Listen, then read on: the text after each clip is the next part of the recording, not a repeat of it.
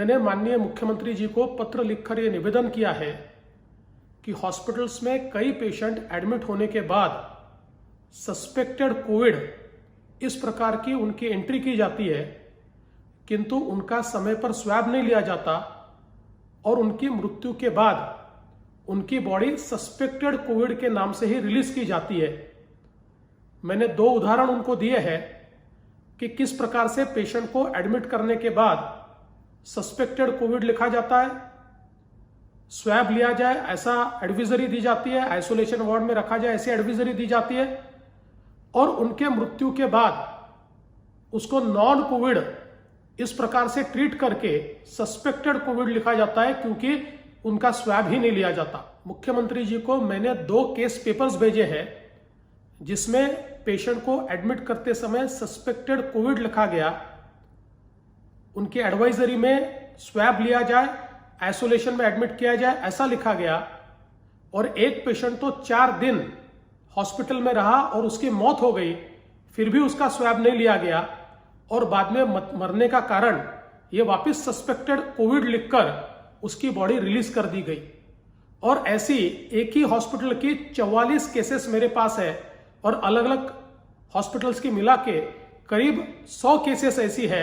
कि जिसमें इस प्रकार से बॉडी रिलीज कर दी गई है। इस प्रकार की कार्य पद्धति से भले ही कोविड से मरने वालों की संख्या में कमी दिखाई देती है, किंतु उससे कई सवाल खड़े होते हैं। सबसे पहले तो चूंकि नॉन कोविड बॉडी के रूप में इस बॉडी को रिलीज किया जाता है तो उसके अंत्य संस्कार भी नॉन कोविड बॉडी की तरह ही किए जाते हैं। साथ साथ कोविड पेशेंट के घर के लोग या कांटेक्ट के लोग, इनको हम लोग हाई रिस्क कांटेक्ट मानते हैं और उनको क्वारंटीन करते हैं, लेकिन चूंकि इनको नॉन कोविड माना जाता है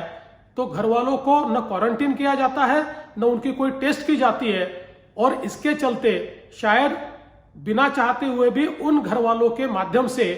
कोविड फैलने की एक पॉसिबिलिटी तैयार हो जाती है। मैंने ये निवेदन किया है कि प्रोटोकॉल का पूरा पालन किया जाए, जैसे ही पेशेंट एडमिट होता है उसका स्वैब टेस्ट किया जाए, और साथ साथ इससे पहले जो बॉडीज रिलीज हुई है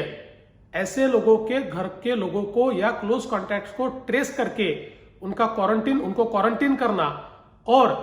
उनकी टेस्ट करना, ये भी कार्रवाई की जाए और आगे से इस प्रकार की गलतियां न हो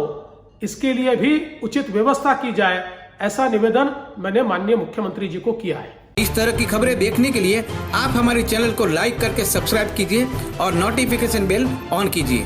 धन्यवाद।